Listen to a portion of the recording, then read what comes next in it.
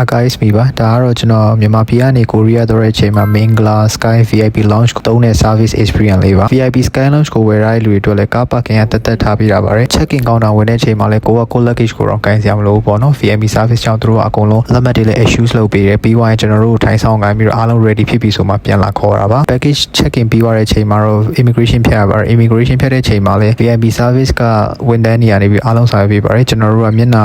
scan ဖက်တဲ့အချိန်မှာကျွန်တော်တို့သွားရတာပါ ticket issue check in luggage immigration အားလုံးပြီးသွားရင်တော့ကျွန်တော်တို့လိမ်ပေါ်မတက်ခင်စားတော့ခံမှာစားတော့ဖွယ်ရည်စားလို့ရပါတယ်ကျွန်တော်ကတော့မြန်မာမုတ်ဆိုအရန်ကြိုက်လို့ငါပြောစနစ်မကင်းနဲ့ကျွန်တော်စားဖွင့်ပါတယ်ပြီးရင်ဘေးမှာရှိတဲ့ရွှေကြည်လားတော့မသိဘူးပေါ့နော်ကျွန်တော်အဲ့ဒါထည့်လိုက်ပါတယ်ပြီးရင်ဘေးမှာရှိတဲ့ရွှေအေးလားပေါ့နော်အဲ့ဒီဟာကိုကျွန်တော်တောက်ချင်ပါတယ်ဒါပေမဲ့အချိုတွေရမ်းများတယ်လို့ကျွန်တော်မတောက်ခဲ့ပါဘူးဗီဒီယိုထဲမှာပဲကျွန်တော်ရိုက်ပေးရပါတယ်လက်ဖက်တုပ်ပါလက်ဖက်တုပ်ကိုလည်းသူကအပုံလိုက်ထားပေးရပါတယ်ကြောက်ကျော်တို့ပူတင်တို့လည်းတယောက်စားပကံလေးနဲ့ထည့်ပေးတာတော်တော်လေးကြိုက်ပါတယ်မနက်ခင်းမှာစမူစာထားပေးတာတော့လုံးဝကွက်တီပါပဲကျွန်တော်ကထမင်းဖြူထင်လို့ဆက်ဆူလိုက်တာကောင်းချင်းမောင်းပါဖုံးဖွင့်လိုက်တာနဲ့ကောင်းချင်းနဲ့တင်းတင်းလေးမလို့ကျွန်တော်မစားပဲမနေနိုင်တော့ပါဘူးအဲ့ဒါနဲ့ကျွန်တော်ကောင်းချင်းမောင်းလေးတစ်ပွဲစားပါတယ်နှမ်းတောင်အုံးတီရောငါချောက်ဖို့ထားပေးတာတော့အရန်စီပြေပါတယ်ဒီနဲ့နှမ်းတောင်နဲ့ပဲစားလိုက်ပါတယ်ရှာဖွေလေးတွေးရှိလေးပါနော်ကျွန်တော်ရှာရင်နဲ့မွေးငါအိုးယူသွားတွေ့ပါတယ်ကျွန်တော်အတွက်ကတော့မွေးငါပဲကြော်နဲ့ငါဖယ်ပါမှအတိတ်ပဲရှိတာပေါ့နော်သူတို့ကလည်းအဲ့ဒါကြီးဖြည့်ဆည်းပေးတာတော့ကျွန်တော်တို့ကတော့အတိတ်ပဲရှိတဲ့မွေးငါတစ်ခွက်ကိုစားလိုက်ရတယ်လို့ပါပဲဒီနေရာလေးကိုလည်းကျွန်တော်တွားပြီးဆက်ဆူလိုက်ပါတယ်ဒါကတော့အတုပ်ဆုံးနေရာလေးပါဒါပေမဲ့တော့ကျွန်တော်မစားခဲ့ပါဘူးလိန်ပေါ်မှာအပြည့်အဝအိတ်ချင်တဲ့ liquid